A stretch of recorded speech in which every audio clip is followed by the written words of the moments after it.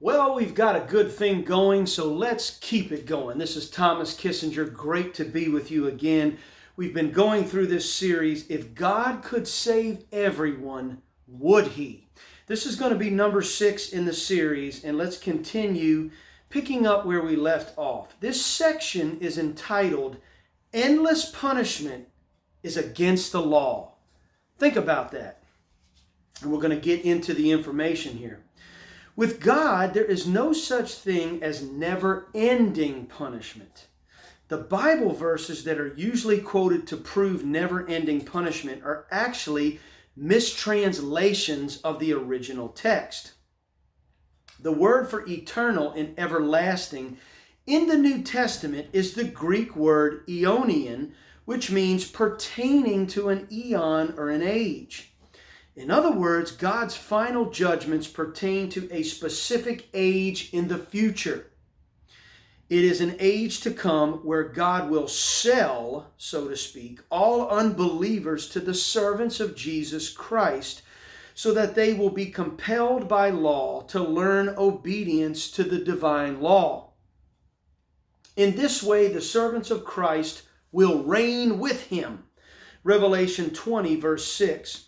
Revelation 5:10 says they will reign on the earth, not in heaven. This would be meaningless, of course, unless they had people to reign over. Think about that. So many times people say, we're going to rule and reign with Jesus. Well, who are we going to rule and reign over? Are Christians just going to rule and reign over other Christians? That wouldn't make any sense. Well, now we're finding out about it and what it really means. The believers will be given various measures of authority according to Jesus' parable in Luke 19:12 through 27. Yet the purpose of this authority is to teach the unbelievers how to live in subjection to Jesus Christ and his kingdom. That age will eventually end at the final Jubilee when all judgment ceases and all men are brought fully into the glory of God, even as he promised by covenant. Biblical law treats all sin as a debt, but it also treats all debt as temporary. Now get that. All debt is limited by the law of Jubilee. With God, there is no such thing as a perpetual debt. Let's read that again. Biblical law treats all sin as a debt, but it also treats all debt as temporary. All debt is limited by the law of Jubilee. With God, there is no such thing as a perpetual debt. In fact, no man even has the authority to put himself under a perpetual debt. This goes back to the law where God says he owns all the land.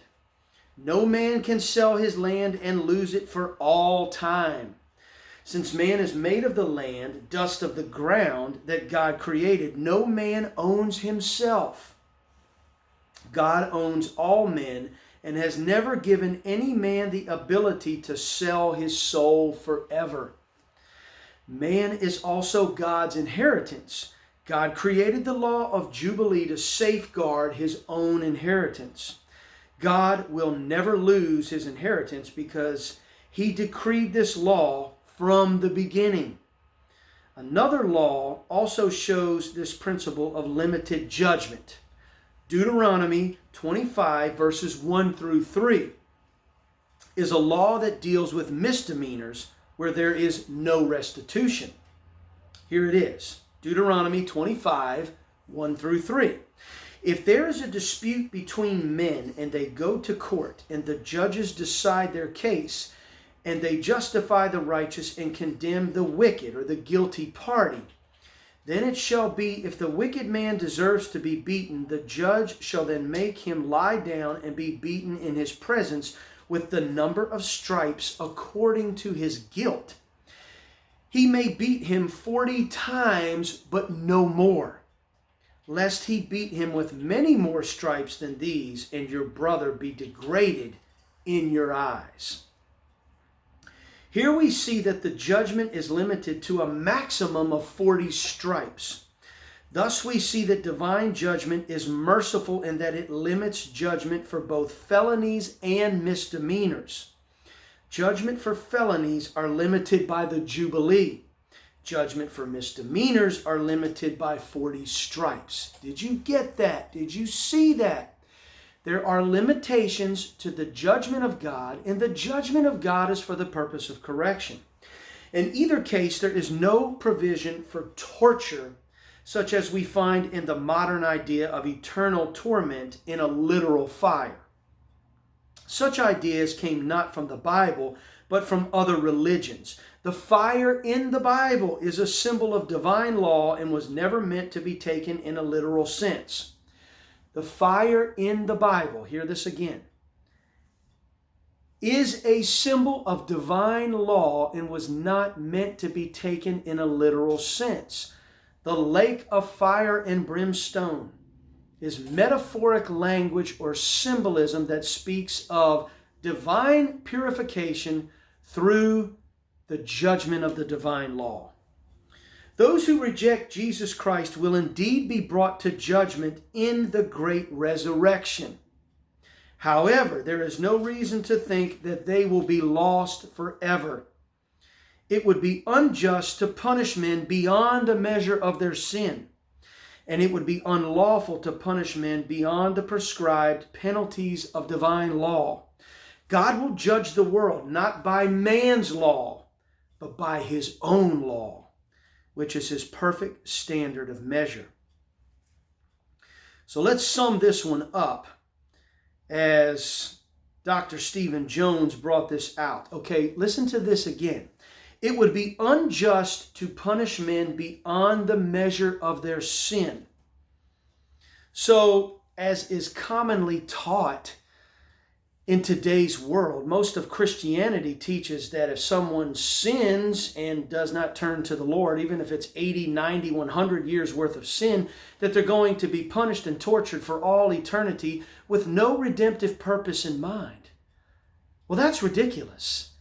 And that would mean that the punishment would not fit the crime. And it surely wouldn't be for correction. It would just be to endlessly, senselessly torture someone forever and ever. Well, come to find out, that's not God. That's not the character and nature of God. That's not what the scriptures teach. And that's not according to his divine law, because there are limitations for the judgments and they're for the purpose of correction. And it would be unlawful to punish men beyond the prescribed penalties of divine law that we just mentioned. So you have felonies and misdemeanors, and it says felonies are limited by the Jubilee, and misdemeanors are limited by 40 stripes. So there you have it, this idea brought out in Scripture, that God has prescribed in his law limitations for punishment and judgment.